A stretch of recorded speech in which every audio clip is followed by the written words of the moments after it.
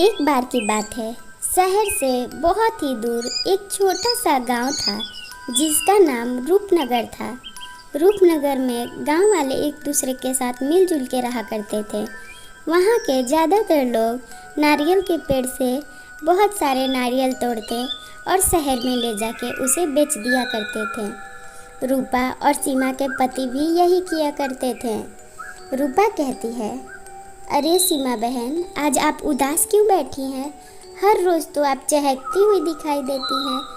तभी उसकी मुंह देखने के बाद थोड़ी देर बाद रूपा कहती, क्या बताऊं सीमा बहन, पिछले कुछ दिनों से मेरे साथ ऐसा हो रहा है कि मुझे तो कुछ समझ नहीं आ रहा।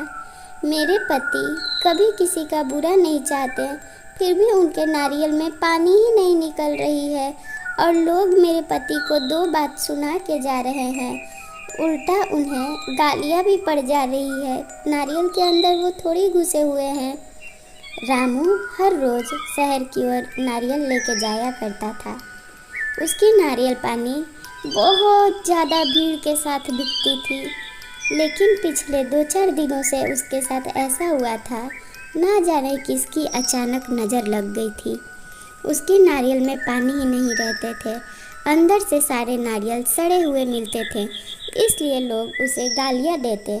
उसके पास के दुकानदार बहुत ज़्यादा तरक्की कर रहे थे। ये सब देख रामू हताश और उदास रहता। उसे समझ नहीं आ रहा था कि किसने उसके ऊपर काला जादू किया या फिर किसी की बुरी नज़र लग गई है, क्योंकि उसके सारे गांव वाले, उसके जितने भी मित्र थे, सब कमा रहे थे। तभी रामू के दुकान पे एक बूढ़ी अम्मा दूर से आती हैं और कहती, बेटा रामू, मदद कर मेरी। इस बुढ़िया को कुछ खाने पीने को देता तो तेरी बड़ी मेहरबानी होती। रामू थोड़ी देर सोचता।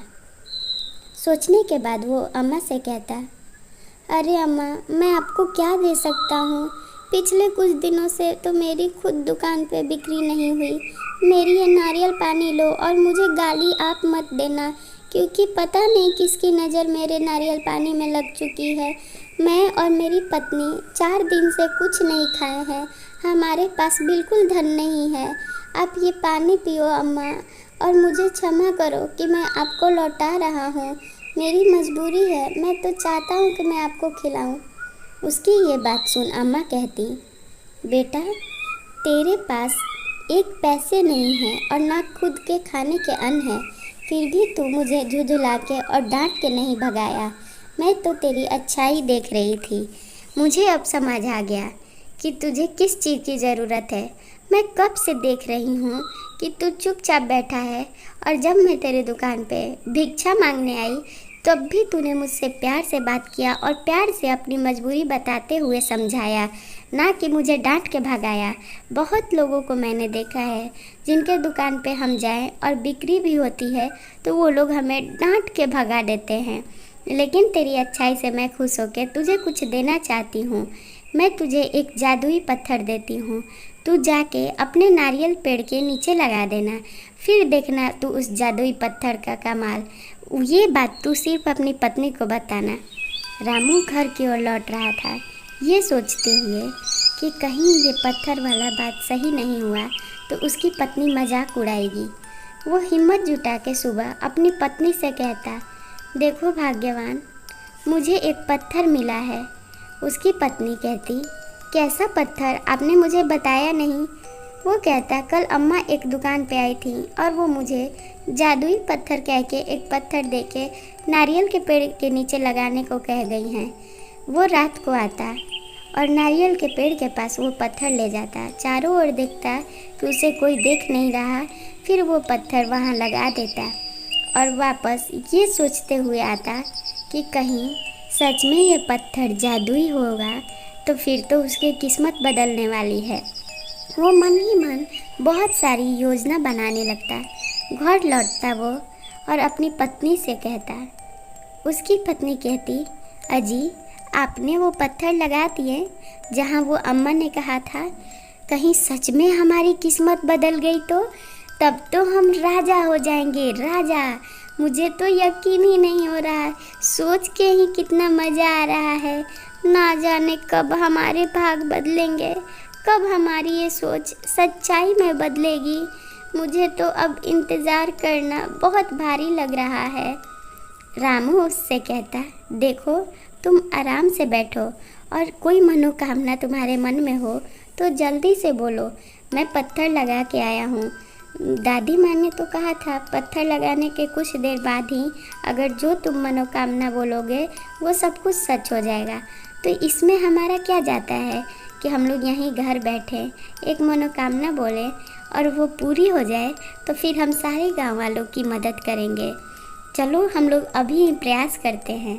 उसकी पत्नी बैठती और कहती, ए पत्थर मुझे खाना दे, 56 भोग दे मुझे।